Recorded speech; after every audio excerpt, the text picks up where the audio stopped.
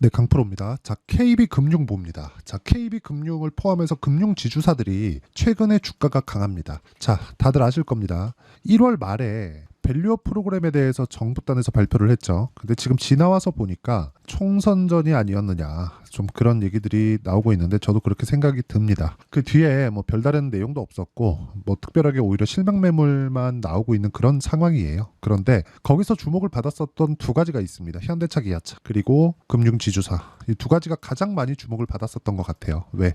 이익은 탄탄하고, 그렇죠. 고정적인 이익 규모는 계속해서 조금씩 늘어나고 있고, 그리고 주주 환원에 대한 부분은 약간 조금 부족한, 그렇죠. 그런 거였는데, 여기서 우리가 하나 구분지어야 될 게 현대차, 기아차는 고가 돌파를 못했습니다. 발표 이후에. 그런데 금융 지주사들은 고가 돌파를 했죠.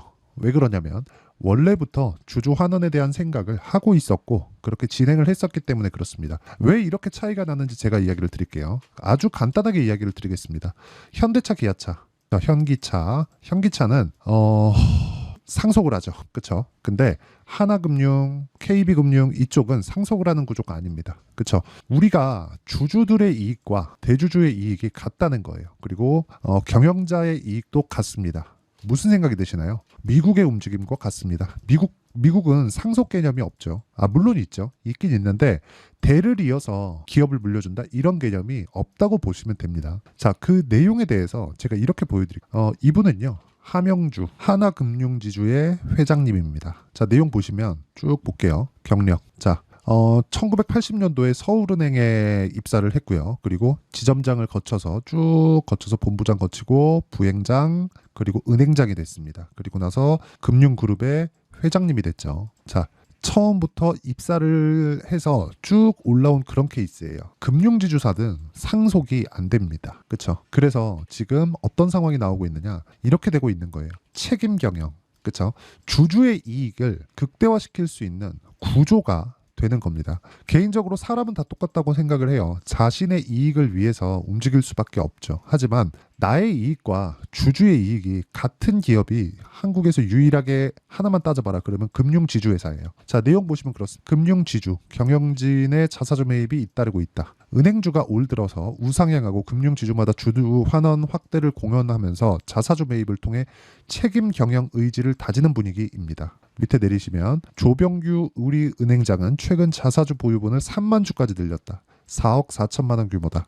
이게 그렇게 크지 않다고 보실 수도 있는데 이거는 그냥 매입한 거에서 그렇고요. 기본적으로 그쵸. 뭐 스톡옵션이나 그런 부분들이 있습니다. 그리고 쭉 밑에 보면 최근 증권업 진출을 공언한 우리금융은행 기업금융 확대를 통해서 주주가치 제고에 나서기로 했다. 자, 이런 부분이 계속해서 발생을 하는 거예요. 보통 상속의 개념을 가지고 있는 쪽은 뭘 하죠? 물적 분할을 하죠. 이쪽에 가장 특화된 기업이 어디예요? LG예요. LG.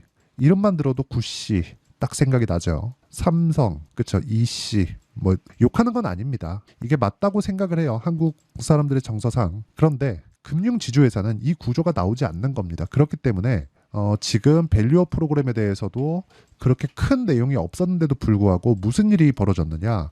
원래 잘했다. 그런 부분을 자사주 매입과 함께 배당을 계속적으로 확대를 시켜가고 있습니다. 5%대 배당을 유지하고 있죠. 자, 지금은 금리가 높기 때문에 배당이 높은 거 아닌가요? 그렇게 보실 것 같은데 보세요. 5.6%죠. 근데 22년도에는 배당이 오히려 6%에서 5%대로 감소했어요. 그렇죠? 그러면 이걸 보면 뭐가 생각이 드나요? 22년보다 23년도 금리가 더 높죠. 그렇죠? 그러면 금리가 낮아지는 구간에서는 대출이 확대되기 때문에 이익이 늘어날 수 있는 구조가 되고요. 이 상황에서 자사주 매입, 더 나아가서 소각까지 진행을 했을 때는 주가는 추가적으로 강세 구간에 접어들 수 있습니다. 뭔가 좀 규제 산업이라고 해서 약간 조금 뒷전으로 생각하고 있었는데 지금은 체질적인 변화가 있습니다. 그러지 않았다면 주가가 이런 식으로 그쵸 신고가를 돌파하지 못했을 겁니다. 자, 2009년도에도 가격대는 6만 원대였고요. 지금은 8만 원대입니다. 근데 6만 원대를 다시 돌파한 게 거의 한 8년 그 정도 만이에요. 근데 또 빠졌고요. 그리고 나서 또 올라갔죠. 그리고 조정받았고 이번에 또 올라갔습니다. 이거는 체질 변화가 맞습니다. 그런데 이런 부분을 어디서 봅니까? 우리는 당연히 가격이 먼저 반영하는 그런 상황에서 본다. 그러면 매매 차익과 배당에 대해서 전략을 두 가지로 세울 수가 있다는 거고요. 이 내용도 가격이 먼저 반영한다는 걸 이해를 하고 계셔야 됩니다. 배당은 지금보다 뭐 크게 늘어날 수 있다 그런 정도는 나오지 않을 거예요. 막 10%씩 20%씩 배당 주는 그런 상황은 없을 겁니다. 하지만 배당을 5에서 6% 정도 유지를 하면서 우리가 자사주 매입과 소각에 조금 더 키울 수 있는 그런 상황이 만들어진다면 주가의 상승은 추가적으로 상승이 가능하다. 애플 같은 경우에도 그래요. 실적 안 좋아. 그런데 150조 규모의 자사주를 매입하고 소각한다는 내용을 발표하면서 애플의 주가가 회복하고 있죠. 주주의 이익을 생각한다는 게 이렇게 중요해서 그렇습니다. 근데 이런 부분을 정부 단에서 약간 조금 지지를 해주고 지원을 해주고 상법 개정이나 그런 부분을 맞춰줬으면 현대차, 기아차도 지금보다 훨씬 더 강할 수 있었을 텐데 그런 부분은 조금 아쉽지만 뭐 맞는 종목에 찾아가면 되니까 일단 그 금투세가 시작되기 전까지는 뭐 금투세가 내년에 될지 안 될지는 모르겠습니다. 원체 그 반발이 심하니까. 그래서 뭐 금투세가 되든 안 되든 간에 지금은 맞는 쪽으로 가는 게 맞다. 그렇죠? 주주 환원에 대한 부분은 금융주들은 애초에 진행하고 있었고 더 확대될 수 있는 그런 상황이 됐습니다. 왜 그런지에 대해서는 구조적으로 그런 구조를 갖추고 있다고 이야기를 드렸죠. 그래서 이 내용에 대해서 우리가 알아야 되는 부분은요. 가격이 먼저 반영한다는 것. 무조건. 그렇죠? 배당이 늘어나. 그러면 배당만큼 주가가 덜 올라야 되는 게 사실입니다. 왜 그런지 아십니까? 연말에 배당락 했을 때 그 배당락 지수 빠집니다. 왜? 기업에서 자금이 빠져나가니까 그만큼의 밸류에이션 조정을 거치는 거예요. 그래서 배당락일이라고 연말에 있죠. 근데 배당락일을 3개월마다 분기마다 합니다. 그렇죠? 분기마다 했는데도 불구하고 그렇죠? 자금을 계속해서 주주들한테 나눠주는데도 불구하고 주가는 올라가는 그런 상황이 나오고 있다. 이 구간에서 우리가 타점을 잡는 게 중요하다는 겁니다. 그 타점에 대한 이해, 그 원리부터 이야기를 드리면 자 여기 KB금융의 단기 그리고 배당 전략입니다. 배당은 연간 5에서 6% 정도가 꾸준하게 진행될 걸로 예상이 되고요. 단기적으로는 차익을 얻기 위한 그쵸 가격 전략에 대해서 이해를 하는 겁니다. 단기 전략은 원래 저는 2주 기간으로 잡는데 금융주는 짧으면 2주, 길면 3개월까지 보면서 배당까지 함께 공략하는 그런 전략이 필요한 때고요. 그리고 이 내용은 철저하게 구조가 그렇게 짜여져 있기 때문에 그렇고 시세 구조는 무조건 단기 가격에 맞춰서 움직인다는 걸 알고 계셔야 됩니다. 눌렸을 때 그쵸 조정 없는 주식은 없기 때문에 눌렸을 때 내가 어떻게 처리를 해야 되는지 그 내용까지 제가 이해를 시켜드리도록 할 테니까 KB금융 그쵸 단기 배당 전략 받아가서 다 공부하시고요. 무엇보다 KB금융의 실시간 타점 얼마에 매수해서 내가 조정 구간에 어떻게 잡아야 되는지 그 내용에 대해서 그쵸 문자로 공유를 해드리도록 할 테니까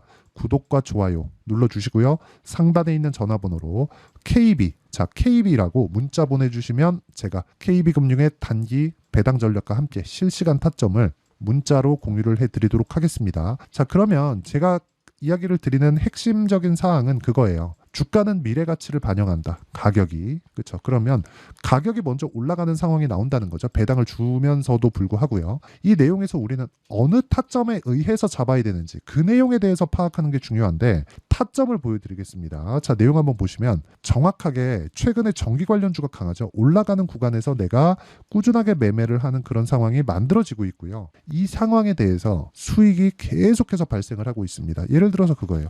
뭐 자람 테크놀로지 같은 거, 뭐 반도체 종목군들 보면 올라가는 구간에서 매매한 결과 어때요? 매수, 매도 75% 이렇게 수익이 발생을 합니다. 다른 종목도 마찬가지. 에브리봇이나 그런 종목들 보더라도 올라가는 구간에서만 계속해서 매매를 이어오고 있다는 점 그리고 이런 내용에 대해서 내가 이해를 했을 때 꾸준하게 수익을 볼 수 있기 때문에 이 내용에 대한 부분도 제가 여기 소통방에서 공유를 하고 있습니다. 자, 내용 보시면 그래요. 최근에 강세 종목군들은 다 소통방에서 10억 만들기 프로젝트로 매매를 하고 있다고 보시면 되고요. 제가 구독자를 늘리기 위해서 10억 만들기 프로젝트를 무료로 진행하고 있으니까 구독과 좋아요 눌러주시고요. 상단에 있는 전화번호로 구독 또는 10억이라고 문자 보내주시면 제가 실시간 타점을 받아볼 수 있는 여기 소통방 입장 링크를 순차적으로 공유를 해드리도록 하겠습니다. 자, 매매 내용을 보면 그렇습니다. 뭐 삼성중공업, 일진전기 그쵸 이런 식인데 일진전기는 아까 전에 보셨고요. 대원전선이나 그런 종목군들 보면 올라가는 구간에 제가 계속해서 매매를 합니다. 근데 지금 KB금융 같은 경우에는 어때요? 올라가는 구간에 있는 종목군이다. 그래서 제가 보는 겁니다. 그리고 소통방에서도 계속해서 강세 종목, 즉 신고가 종목 내가 매매를 하면 주도주가 됩니다. 왜? 돈이 들어오는 쪽으로 공략을 하니까. 물론 시차의 차이는 어느 정도 있을 수 있지만 꾸준하게 내가 매매하는 구조, 즉 강세 종목군으로 내가 맞춰간다면 수익은 꾸준하게 발생할 수 있고, 그 내용에 대한 부분을 소통방에서 무료로 공유하고 있으니까 상단에 있는 전화번호로 구독 또는 10억이라고 문자 보내주시면 제가 소통방 입장 링크를 순차적으로 공유를 해드리도록 하겠습니다. 자, 그러면 제가 왜 신고가 종목을 하고, 그리고 배당을 왜 지금 강한 쪽으로 가야 되는지, 그 내용에 대해서 이야기를 드렸는데, 이 내용에 대해서 파악을 했을 때 어느 정도까지 성과를 낼 수 있는지, 그리고 이 종목군들에 대한 분류를 어떻게 해야 되고 앞으로 어떤 종목을 잡아야 되는지, 그 내용에 대해서도 제가 다 이해를 시켜드리도록 할 테니까 영상 끝까지 시청하시고요. 모든 분들이 성공 투자하셨으면 참 좋겠습니다. 자, 24년도가 돼도 여전히 시장은 녹록지 못합니다. 이런 상황이 벌어지는 건 어쩔 수 없습니다. 이런 상황에서도 수익이 나는 종목들의 구조는 변하지 않습니다. 즉, 대시세 종목에 대한 구조는 변하지 않는다는 거고, 실제 제가 소통방에서 지속적으로 이야기를 드리고 있는 내용도 대시세 종목이나 시장 주도주를 공략하는 건 철저하게 가격 분석을 하라고 이야기를 드리고, 가격 분석 이후에는 이슈에 대한 파악, 그리고 이슈를 파악하고 나서는 다시 내가 얼마에 매수할지 그 타점에 대한 부분을 지속적으로 언급을 하고 있습니다. 자, 근데 생각해 보세요. 시장이 굉장히 어려웠습니다. 어려운 상황에서의 어떤 종목들이 강했냐 보면 반도체와 그리고 바이오입니다. 자, 실제 여기 보면요.